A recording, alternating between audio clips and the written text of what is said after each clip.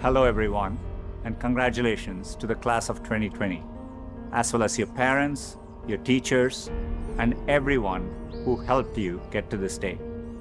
I never imagined I'd be giving a commencement speech with no live audience from my backyard, but it's giving me a much deeper understanding, and I certainly never thought I'd be sharing a virtual stage with a former president, a first lady, a Lady Gaga, and a Queen Bee, not to mention BTS. I don't think this is the graduation ceremony any of you imagine. At a time when you should be celebrating all the knowledge you've gained, you may be grieving what you've lost. The moves you planned, the jobs you earned, and the experiences you were looking forward to. In bleak moments like these, it can be difficult to find hope. So let me skip right to the end and tell you what happens. You will prevail. The reason I know you'll prevail is because so many others have done it before you. 100 years ago, the class of 1920 graduated into the end of a deadly pandemic. 50 years ago, the class of 1970 graduated in the midst of Vietnam War. And nearly 20 years ago, the class of 2001 graduated just months before 9/11. There are notable examples like this.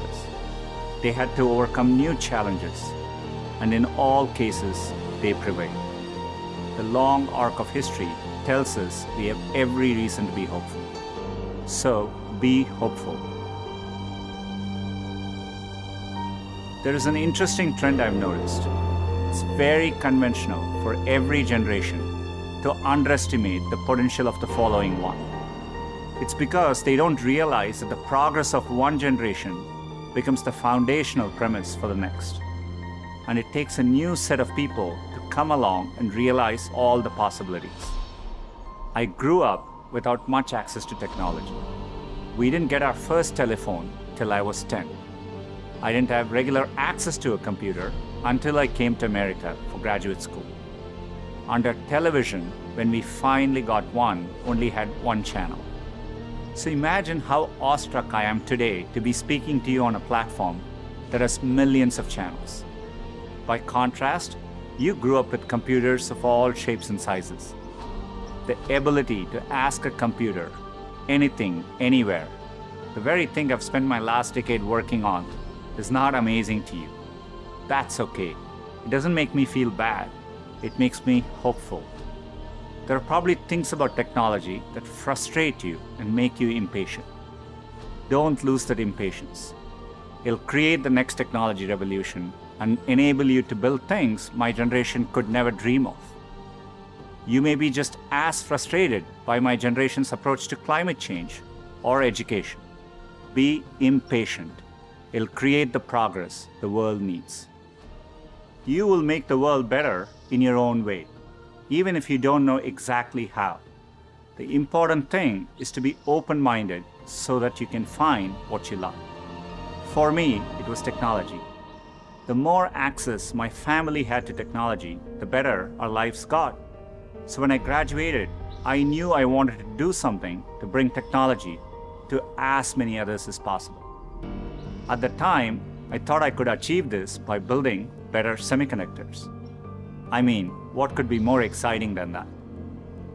My father spent the equivalent of a year's salary on my plane ticket to the US so I could attend Stanford. It was my first time ever on a plane. But when I eventually landed in California, things weren't as I had imagined. America was expensive. A phone call back home was more than $2 a minute, and a backpack cost the same as my dad's monthly salary in India. And for all the talk about the warm California beaches, that water was freezing cold. On top of all that, I missed my family, my friends, and my girlfriend, now my wife, back in India. A bright spot for me during this time was computing. For the first time in my life, I could use a computer whenever I wanted to. Completely blew my mind. And at that same moment, the internet was literally being built all around me. The year I arrived at Stanford was the same year the browser Mosaic was released, which would popularize the World Wide Web and the internet. The summer I left was the same summer but a graduate student named Sergey Brin met a prospective engineering student named Larry Page. These two moments would profoundly shape the rest of my life.